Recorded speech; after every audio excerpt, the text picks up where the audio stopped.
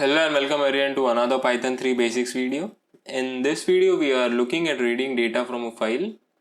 The previous video was about writing data to the file, and we know that we use the open method to write or append to the file. We created two files, example.txt and pickle.txt in the last video.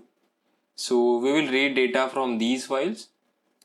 So let's see some examples. So let's say file equals open. Now we want to open example.txt.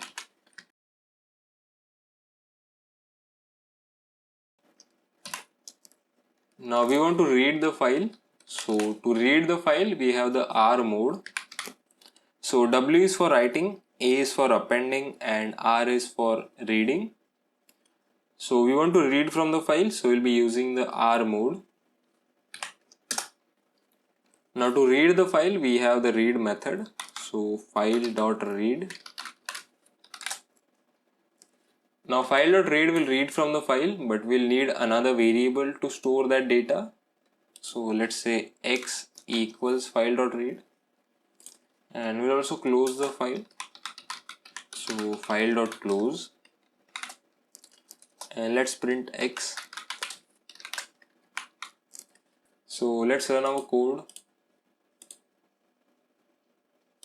and you can see it prints A and B. So file.read reads data from the file and stores it as a string inside x, which is our variable. But let's say we want to read data line by line. So to do that we have the read lines function. So let's change read to read lines. Now the read lines function also returns data as a list. So let's run this. And you can see it returns data as a list, and each line in the file is a element in the list. So A and new line is one element, B and new line is another element. Now when we use read lines we can also use indexing because it is a list. So x of 0 will return A and new line.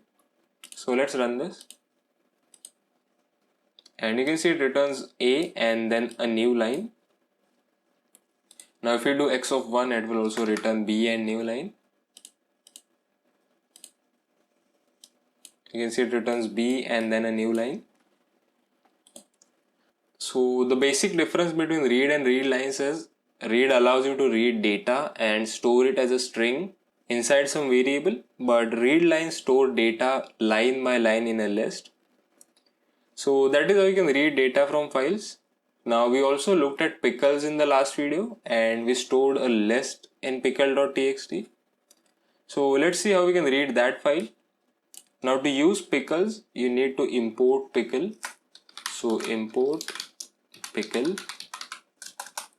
Now let's open our file. So file equals open pickle.txt. Now similar to write and append, read also has three modes. First is R, which is used for reading, RB, which is used to read in binary, and R plus, which is used to read and write at the same time. Now when reading pickles you need to read as binary, so we'll use RB. Now we'll need a variable to store the data, so x equals and pickle.load. So this load function takes one parameter, which is the variable in which your file is open. So pickle.txt is open inside file. So we'll say pickle.load file,